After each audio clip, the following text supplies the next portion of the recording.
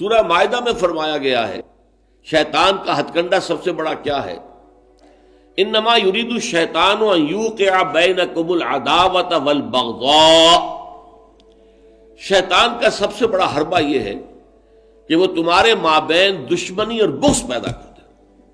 یہ شیطان کا سب سے بڑا حربہ ہے.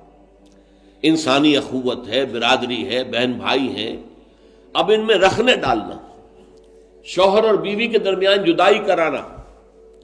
یہ آتا ہے ایک حدیث کے اندر بھی کہ ایک دفعہ شیطان جو ہے اس کے بہت سے کارندے اس کے ساتھ جمع تھے، ہر ایک اپنی کارگزاریاں بتا رہا تھا، میں یہ کر کے آیا ہوں، میں یہ کر کے آیا ہوں.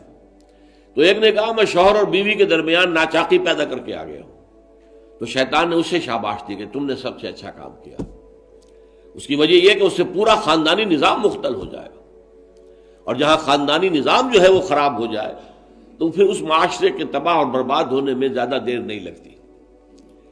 تو یہ در حقیقت شیطان کا جو حربہ ہے ان یوقع بینکم العداوۃ والبغضاء، تمہارے مابین دشمنی اور بغض پیدا کرنا.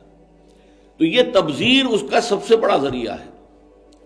اب دیکھیے کہ ایک بہت سرمایہ دار بڑا شخص ہے اور اس کی بیٹی کی شادی ہو رہی ہے، تو جو کچھ ہو رہا ہے اس کو دیکھنے والے ہو سکتا ہے اس کا کوئی باورچی ہو غریب، کوئی شوفر ہو، ڈرائیور ہو اس کی کار کا، کوئی چوکیدار ہو اس کی کوٹھی کا، کوئی مالی ہو اس کی کوٹھی کا، اور ان لوگوں میں سے کسی کے ہاں ہو سکتا ہے کہ بیٹی جو ہے بوڑھی ہو رہی ہو اور اس کے ہاتھ پیلے نہیں ہو سکتے. جو معاشرے میں کم سے کم جو تقاضے پیدا کر دیے گئے ہیں شادی کے لیے وہ بھی پورے کرنے کے لیے اس کے پاس پیسہ نہیں ہے. اب یہ سارا جو وہ دیکھے گا ریل پیل دولت کی، اور جو یہاں پر دولت لٹائی جا رہی ہے، تو اس کا نتیجہ کیا ہوگا؟ اس کے دل میں شدید احساس محرومی پیدا ہوگا. ہیوز اور ہیو ناٹس کا ایک شعور اور احساس اور ادراک پیدا ہو جائے گا. یہ مترفین ہیں، ہم محرومین ہیں. اور معاشرے کے اندر جب یہ احساس پیدا ہو جائے تو پھر اس معاشرے کا تیا پانچا ہو جاتا ہے. اس لیے شیطان کا جو عمل ہے کہ لوگوں میں بغض اور عداوت پیدا کر دیا جائے، تو تبذیر کے نتیجے میں بھی وہی شے حاصل ہوتی ہے. ان المبذرین کانوا اخوان الشیاطین وکان الشیطان لربہ کفورا.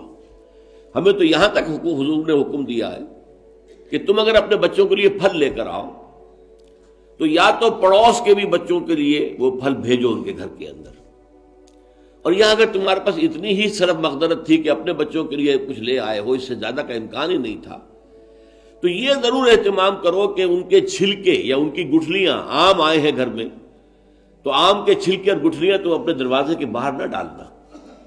تمہارے پڑوسی کے بچے دیکھیں گے کہ ان کے گھر میں آج آم آئے، انہوں نے آج آم کھائے اور ہمیں یہ میسر نہیں ہے. تو وہ احساس محرومی کا داغ ان کے اندر جو پیدا ہوگا وہ دلوں کو پھاڑ دینے والا ہے. یہ اور ہیں، ہم اور ہیں. من دیگرم تو دیگری، تم اور ہو ہم اور ہیں. ہم کوئی ایک امت کے لوگ نہیں ہیں.